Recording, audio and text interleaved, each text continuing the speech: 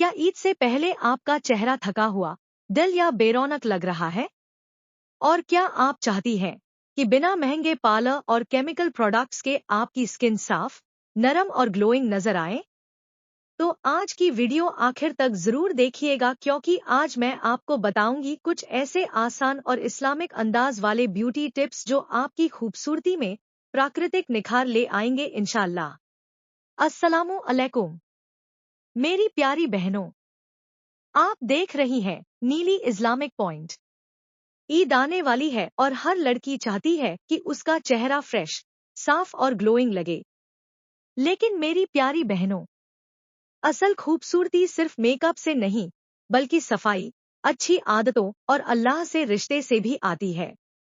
अगर आपका चेहरा बेरौनक हो गया है, दाग धब्बे या छाइयां नजर आती हैं, या स्किन रफ महसूस होती है, तो आज के ये आसान टोटके आपके बहुत काम आएंगे। Hook option 1। सबसे पहले बात करते हैं एक बहुत ही जबरदस्त उपटन की।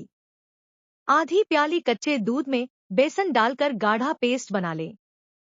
इसे चेहरे पर लगाएं और 2 मिनट बाद उंगलियों से धीरे धीरे नीचे से ऊपर की तरफ मसाज करें। फिर ठंडे पानी से चेहरा धो लें। इससे स्किन सॉफ्ट, क्लीन और फ्रेश महसूस होगी इंशाल्लाह। Hook option 2। अगर चेहरे पर छाइयां या हल्के दाग हो तो आधा नींबू, थोड़ी सी हल्दी और 2 चम्मच बेसन मिलाकर मास्क बना लें। इसे कुछ मिनट चेहरे पर लगाकर धो लें। यह स्किन को साफ और ब्राइट बनाने में मदद देता है। लेकिन सेंसिटिव स्किन वाली बहनें पहले पैच टेस्ट जरूर कर लें। Hook option 3। रात को सोने से पहले बादाम पानी में भिगो दें। फिर उन्हें पीसकर चेहरे पर लगाएं और सुबह चेहरा धो लें। यह टोटका स्किन को नरम और ग्लोइंग बनाने में बहुत मदद देता है। Hook option 4। और अगर आप चाहती हैं कि चेहरा हेल्दी और फ्रेश लगे तो रोजाना जैतून या रोगने बादाम से हल्का मसाज करें। इससे स्किन नरम रहती है और चेहरे पर प्राकृतिक ग्लो आता है। और मेरी प्यारी बहनों, अगर आप सिर्फ बाहर की नहीं, बल्कि अंदर की खूबसूरती भी चाहती हैं, तो वुजू की पाबंदी करें।